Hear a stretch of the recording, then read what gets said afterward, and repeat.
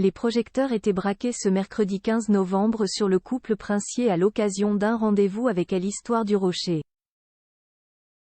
Charlène et Albert de Monaco, souriants et complices, ont participé à la remise en service des 2 canons de salut, non loin de Caroline, Stéphanie et son fils Louis Ducruet.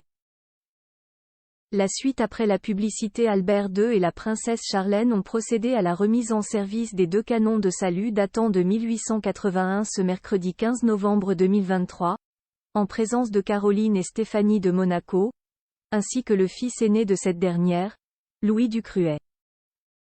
Les températures étaient fraîches et si les sœurs du prince étaient bien couvertes, entre doudoune et écharpe, le couple princier a affronté le froid sans être emmitouflé le temps des photographies. Dans l'ombre, l'aîné et la benjamine de la fratrie ne sont pas moins des alliés de poids pour le prince qui compte toujours sur elle pour l'accompagner et le soutenir dans ses diverses missions.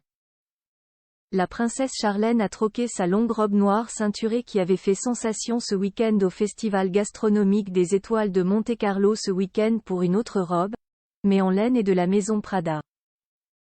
Gantée, l'ex-nageuse sud-africaine a accompagné sa tenue d'une veste, manteau couleur ivoire, tandis que son mari et père de ses jumeaux Jacques et Gabriella a choisi le classicisme élégant d'un costume cravate noire. Très souriant lors de ce rendez-vous avec l'Histoire, le couple qui se montre toujours aussi complice était honoré de poser en présence du corps des carabiniers du prince de Monaco. Casque sur les oreilles, elle a armé et tiré des coups de feu pour tester la puissance des canons. 2 canons de 65 mm de 1881 ont été inaugurés par le couple princier ce mercredi soir au Fort Antoine. Après un long travail de restauration et de mise à niveau, le couple princier a procédé à la remise en service avec respectivement un coup de canon chacun, précise Monaco Matin. Actuellement, Monaco se pare de son traditionnel habit rouge et blanc, à l'approche de la fête nationale monégasque. Les rues, bâtiments ou monuments de la principauté changent d'apparence, l'heure est au pavoisement, indique Monaco Matin. Le jour du souverain est traditionnellement fixé le jour du saint patron du prince régnant.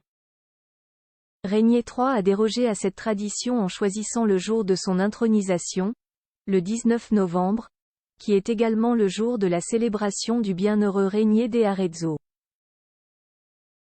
En mémoire de son père, le prince Albert II conserve la même date, fixant ainsi le jour de la fête nationale monégasque, précise le site du gouvernement princier. La suite après la publicité.